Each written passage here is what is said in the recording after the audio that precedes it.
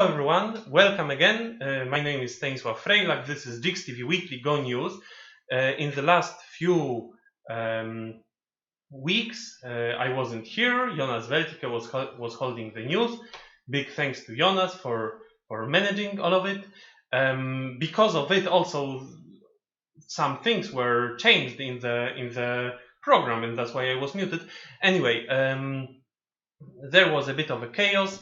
And once I didn't send the slides in time to Jonas, and still Jonas made the news, so big thanks to him. And also there was some chaos with the Tsumego competition, and this week I didn't get any solutions from the viewers, so this time we will have the same problems as last week. And please go to the website, look at the problems, or watch the show until the very end, and then solve the problems and send the solutions until Sunday. All right, we are starting, and this week we will have a few games to watch because there were title matches in the Far East. We start with Japan, where Tachiaci Cup was held. This is a tournament for female professional players.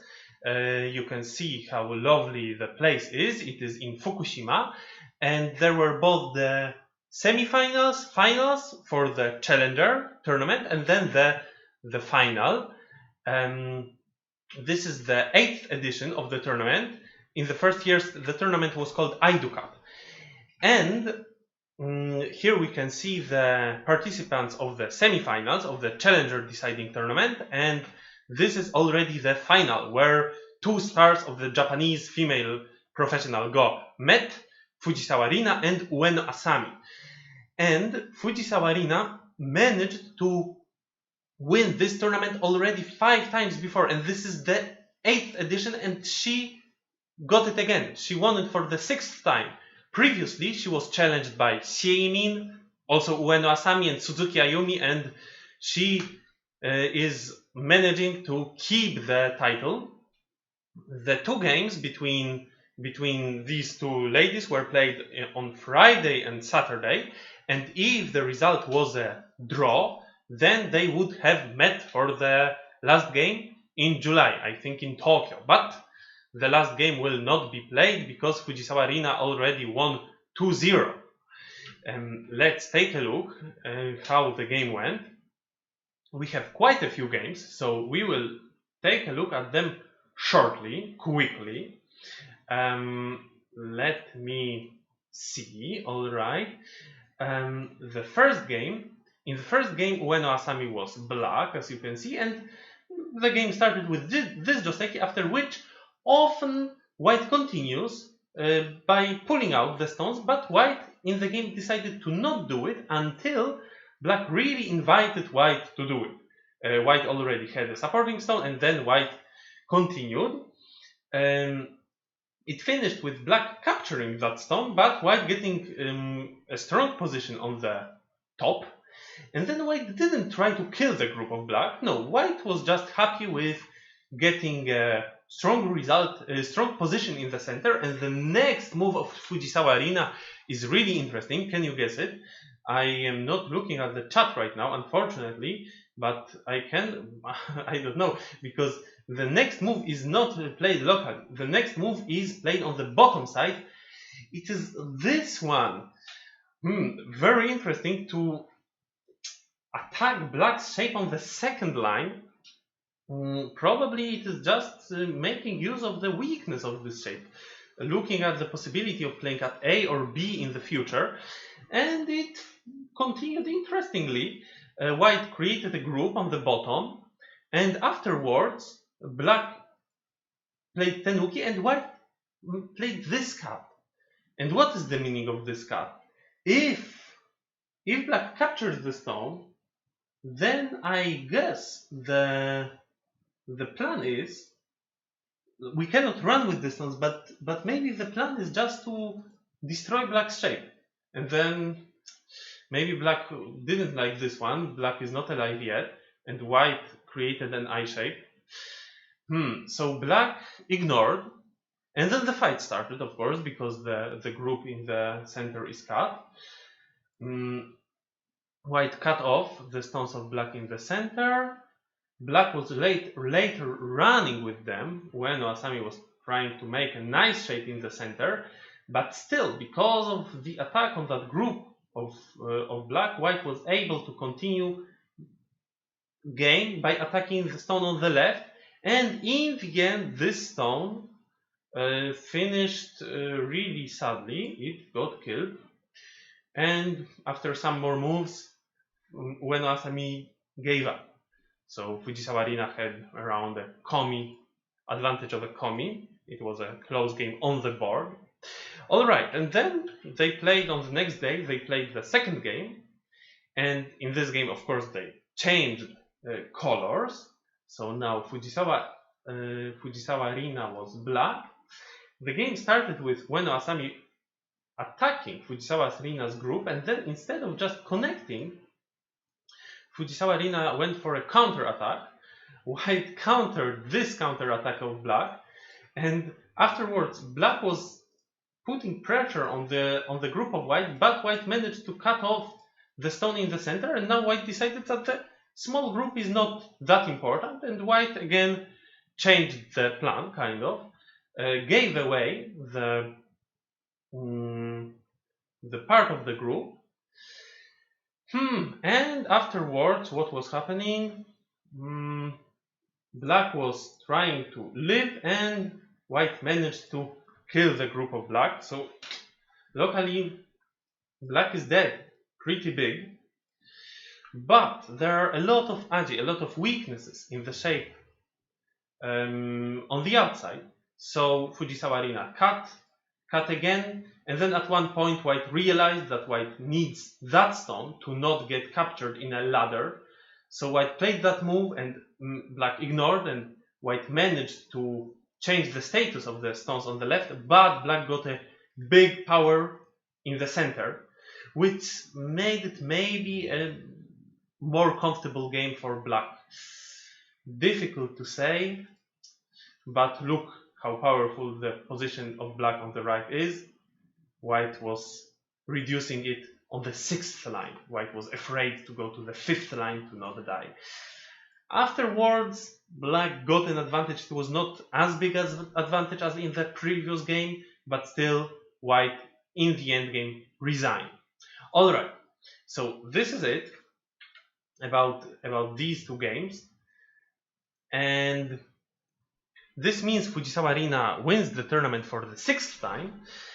Congratulations. And let's move to China, where the king of the New Stars tournament, Xinren Wang,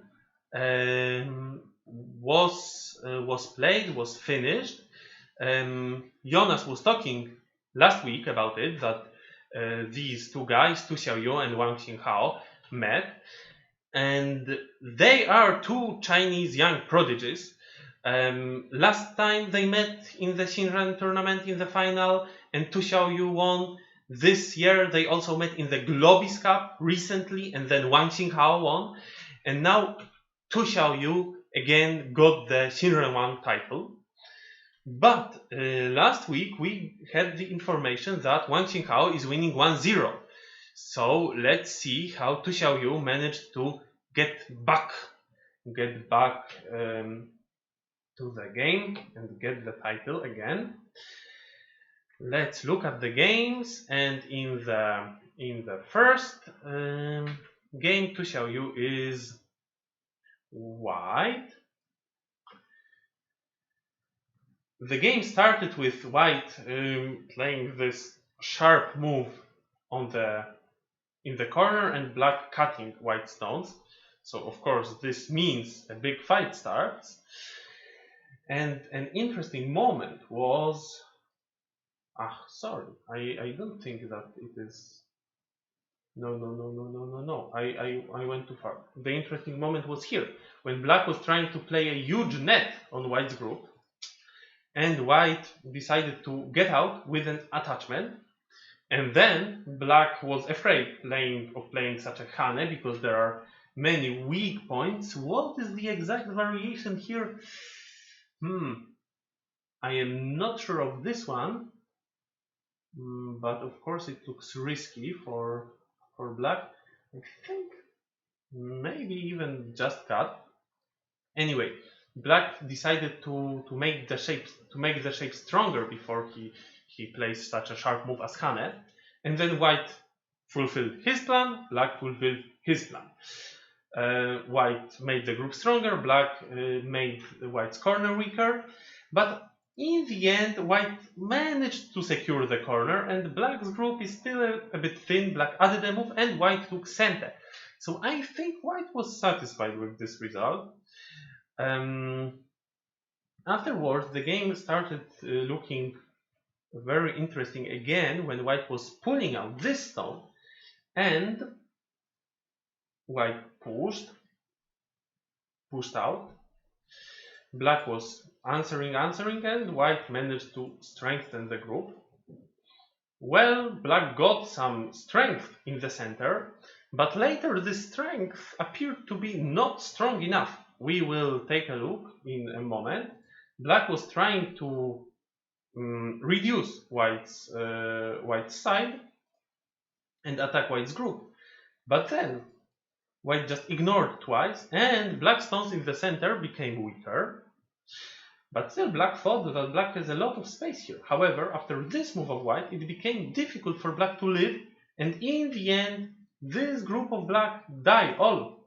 So this was a knockout made by Xiaoyu. And then, in the next game, they changed the colors, of course. And that game started with black, Xiaoyu, trying to enclose white. But black's shape is so thin, and white was just cutting this shape, and it seems that black is playing with fire. However, black used very ugly but effective shapes, 2 empty triangles, and then white was just sealed in. And these stones were also dead. The group on the top managed to live in Ko, and white won this Ko. So in the end, white made life. But white was cut on the outside, and black was just attacking white's groups. And black managed to get a lot of territory on the bottom, and soon white resigned, which meant that Xiaoyu managed to keep the title. Alright, news from Korea is about the GS Caltex Cup. There are 2 big tournaments happening right now. Not the final yet, but the previous stages. Yes, I forgot about the board, so sorry for that. One is Myeong-in Cup, and then there are 6 people left, I think, and the other one is GS Caltex Cup, where the quarterfinals took place. Shin Jinseo was playing Lee Chang-sok, and Shin Jinseo is trying to keep the title. He won the GS Caltex Cup 3 times in a row before, and no one managed this feat before him. So we will see if he will manage to win it for the 4th time. Now he got into the semi-final. After the game, he said that he got a comfortable position in the beginning thanks to the research he did with AI. We all know that Korean players are doing very profound research, especially I think we had this interview a few weeks ago where one of the Chinese players admitted that Korean players studied the opening more profoundly with AI than the Chinese. Alright, the other 3 quarterfinal matches will happen this week. We will see who will manage to go in. Now let's move to Taiwan, where a Guashou title final happened. Haohong was playing versus Lin Lixiang. He had one win after the first game, and then in the second game he took black. We will just go very fast through this game. We have a few things to show. First of all, the game started looking complicated when white played this double hane, trying to attack black stones, control the center. And what is the moment we are going to? The moment we are going to is that white cut off black's shape, and now black's shape looks a bit thin, but black is still not protecting it. Instead, black is trying to attack white, but now white found a weakness in black's shape. And now is the question to you: where is the weakness in black's shape? I think this is, the move of Fujisawa Rina, which we looked at in the previous game today, was very nice, very interesting, but it was not a brilliant Tesuji which will surprise your opponent so much and give you a great result. But here, Lin Lixiang found a really interesting move. Can I see any? Does anyone have any idea? White is basically trying to attack this shape, but just going like this is not enough. Then black will counter. White found this move, this one. What can black do? If black captures the stone, white cuts, and a double atari is a threat. If black somehow connects, white can do a big harm to black. In the game, black connected here, but then again white takes the liberty, and again a double atari is a big threat. But before black answered, black played that move, then answered. White managed to take control over the group of black, but black captured the stones of white. And well, white managed to do something. White got a lot, but in fact white also lost a lot. And you see how powerful black's position now is. And black just continues creating a big moyo. And now the big question is, this Tesuji was brilliant, but was it really good? Did it lead to a good result? Sometimes it is that it happens in Go that you play a move which looks really brilliant, but in fact the counter of your opponent, or just a normal answer of your opponent, right? Haohong answered in the most normal way, leads to a result which is not necessarily good for you. So not only you need to find Tesujis, but also you need to have a good positional judgment. I don't know how to judge such positions, but when we look how the game continued, we might draw a conclusion that in fact it was not bad for black. Later, black was attacking the group of white in the center. White was trying to make life, and well, white did his best. White was trying to make life, and it looked that the group has quite some space to live, but still, black didn't fall to any trap white prepared against him. Black even let white go in, but still it didn't give white any eye, and then white resigned. This meant that it is 2-0 for Xu Haohong. And now let's look how the last game went. In the last game, Xu Haohong was white.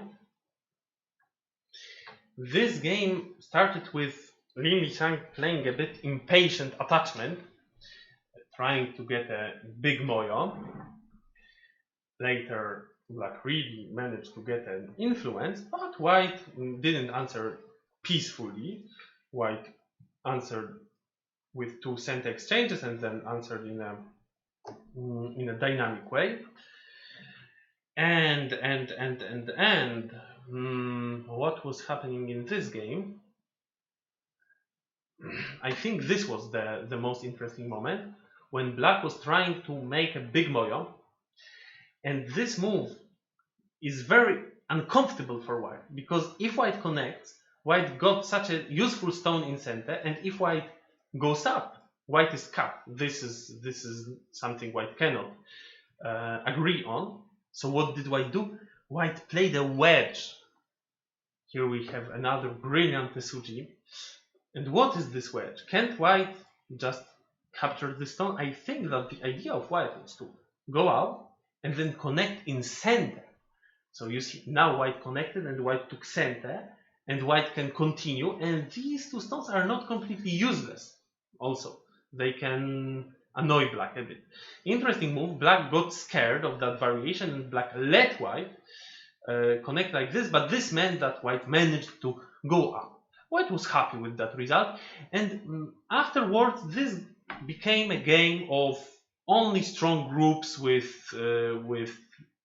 nothing to attack.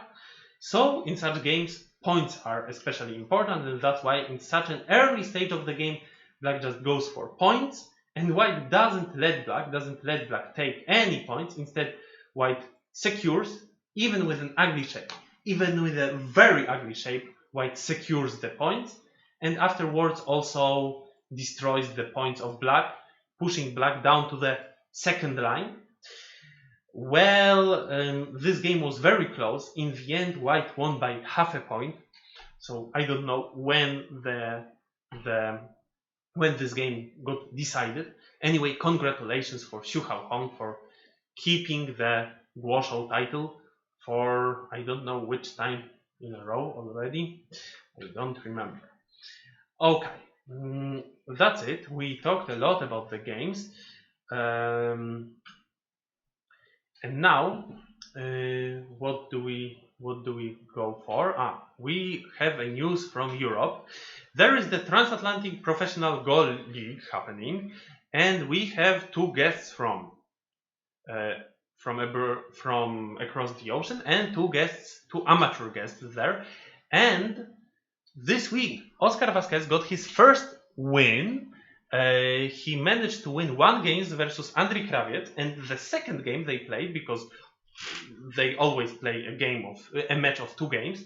In the second game, Oscar was also close to winning. He just needed to live with a big dragon, and according to the commentary made by Ilya Shikshin on Twitch, it was possible for Oscar to live, but in the end, in Byoyomi, Oscar didn't manage. So it is a draw. Congratulations for Oscar for making this upset. In League B, Pavel Lisi tied with Ali Jabarin, and we can see that Ryan Lee haven't played any game yet there. So now we will see if he will get good results against the European players. And I really recommend the commentaries of these games made by Twitch. If you like watching JIGS TV, then I believe you will also love to listen to the European professionals commenting games of other transatlantic strong players, professionals. Okay, this is it. The next matches will happen next weekend, of course. And now we have some advertisements about the live tournaments.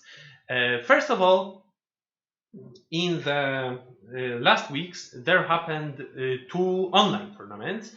There was the Durham tournament with many participants, I think like 100 participants, and also the first stage of the Seigo Tour. Seigo Tour is a group of tournaments, or how to say, just a Grand Prix made for youth players from Europe, and the first tournament was held online. The winner was Andrii Hafizov, Tudan from Russia.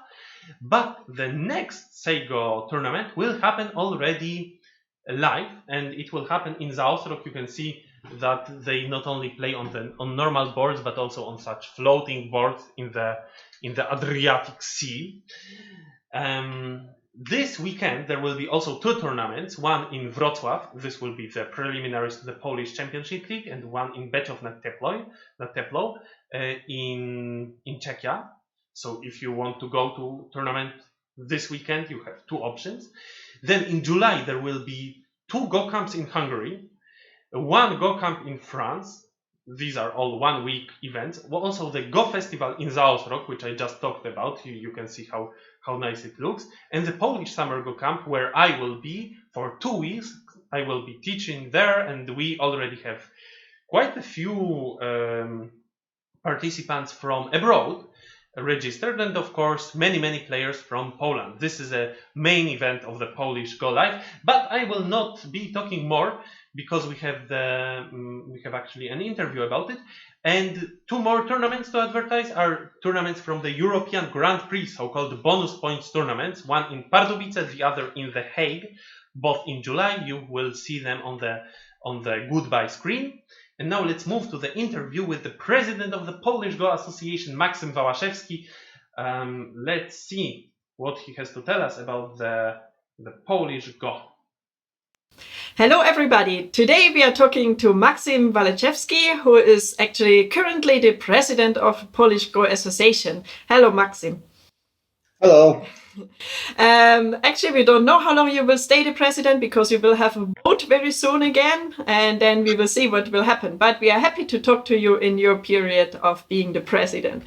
So can you tell us a little bit about the Polish Go Association? So how many members do you have in the Polish Go Association at the moment?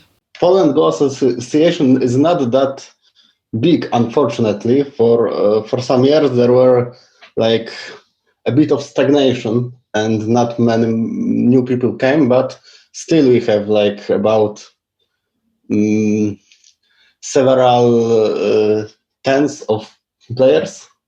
I don't know how. There are so many activities at the moment in Poland. So there are so we have activities getting so strong, and this is really amazing. So the problem is that many people that make these activities don't work with our association.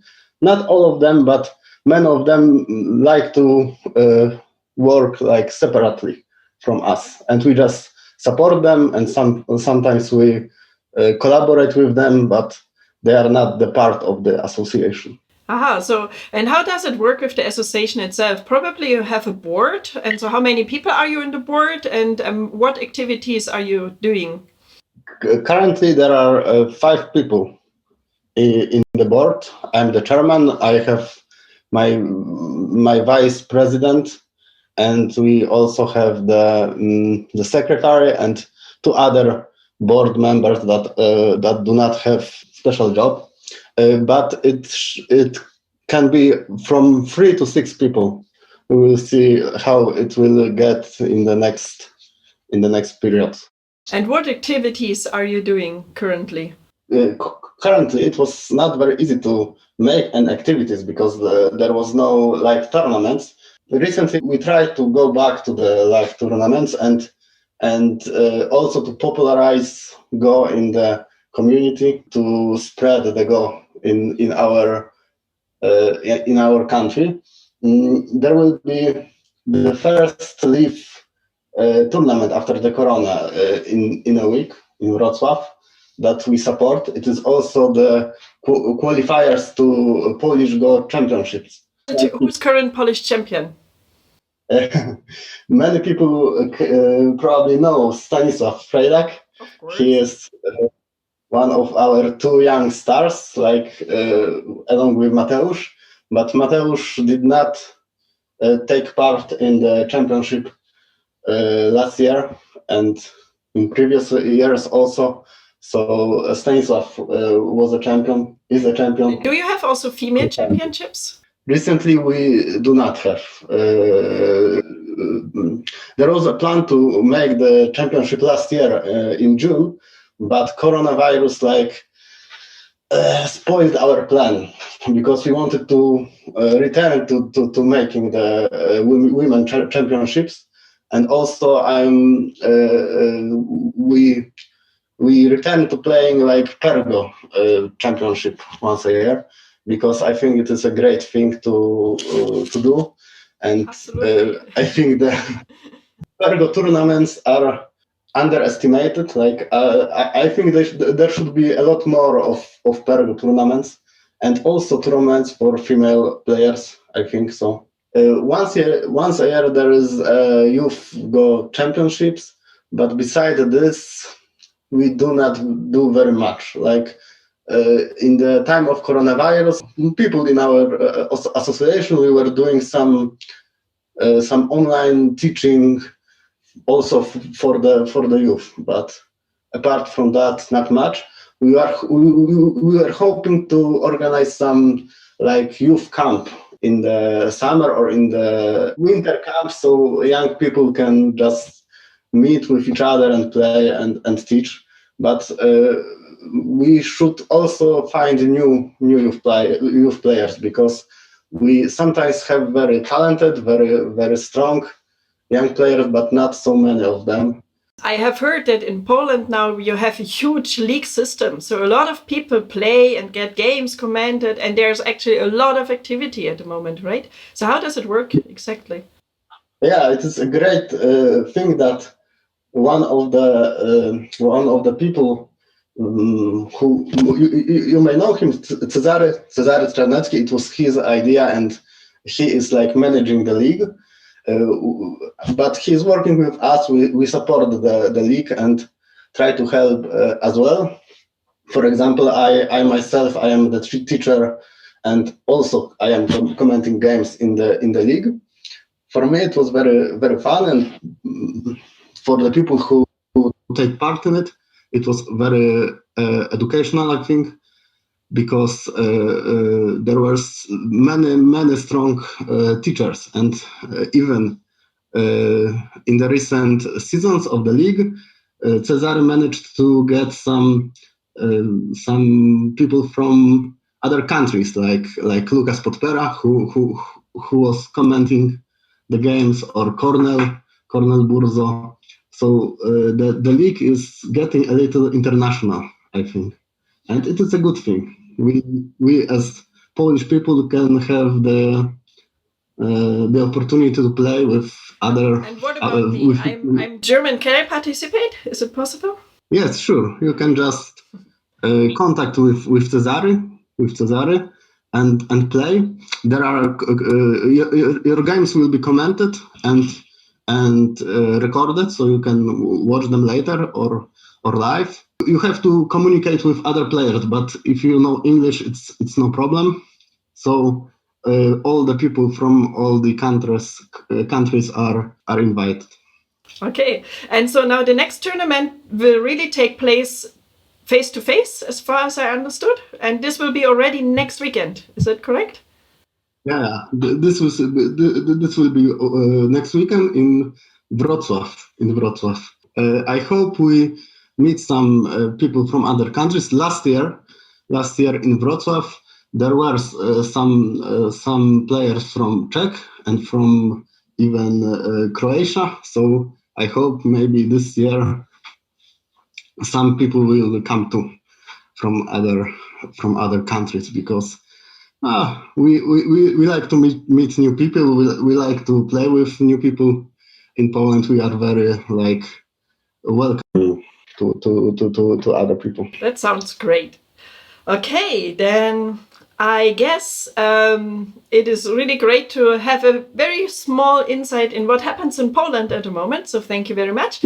Also, good luck for the vote, and let's see if you still stay president after the next vote or not. And hopefully talk to you soon again.